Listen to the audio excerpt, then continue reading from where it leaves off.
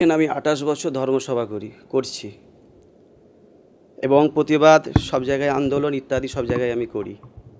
আজকে যে ধর্মসভা করেছি ২৮ বছর, এখন এই একটা দলে না আসা পর্যন্ত কোনো মানুষের জন্য কিছু কাজ করা যাবে না। ওই জন্য সেই সিদ্ধান্তটা আমাকে নিলাম, মানুষের জন্য কিছু কাজ করতে হবে। দেখেন, মালদার আফরাজুল থেকে শুরু করে, বীরভূমের বকটুই থেকে শুরু করে, আনিস খান থেকে শুরু করে, কাকদ্বীপে নৌকা ডুবে গেছে, হিজলি শরীফে যাচ্ছিল, সেখান থেকে প্রতিবাদ, যেখানে মানুষ বিপদে পড়েছে আমি প্রতিবাদ করেছি বা প্রতিবাদ করব। আজকে যে করেছে, যে এত আন্দোলন করেছি, মানুষ বিপদে পড়েছে, আমি আন্দোলন করেছি। আগামী দিন যদি কোনো মানুষ বিপদে পড়ে আমি অবশ্যই আন্দোলন করব। দেখেন, ফুরফুরা শরীফ উন্নয়ন যে পরিষদ আছে, যে কাজগুলো আমরা প্রতিবাদ করেছি, ঠিক মতো কাজ হয়নি।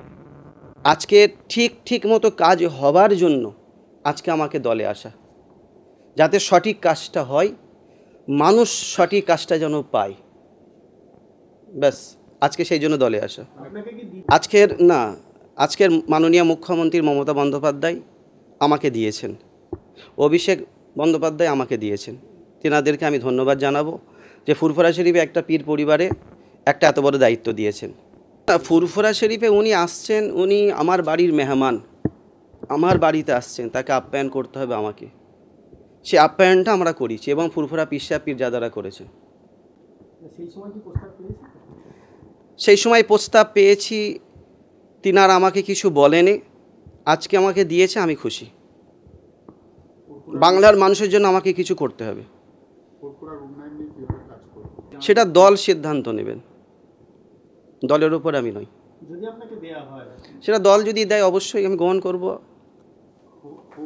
পীর পরিবার দলকে স্যালুট জানাবে এবং বাংলার হিন্দু মুসলমান দলিত আদিবাসী অবশ্যই দলকে সম্মান দেবে যে একটা পীর পরিবার থেকে দিয়েছে। উনি আমাকে দিয়েছেন, পীর পরিবাররা খুশি, আমাকে দিয়েছেন, আমিও খুশি। আমাকে কিছু করতে হবে। আমার ২৮ বছর আমি ধর্মসভা করেছি, আমি বুঝতে পেরেছি একটা দলে আমাকে জয়েন করতে হবে, যে দলে জয়েন করে আমাকে কাজ করতে হবে মানুষের জন্য।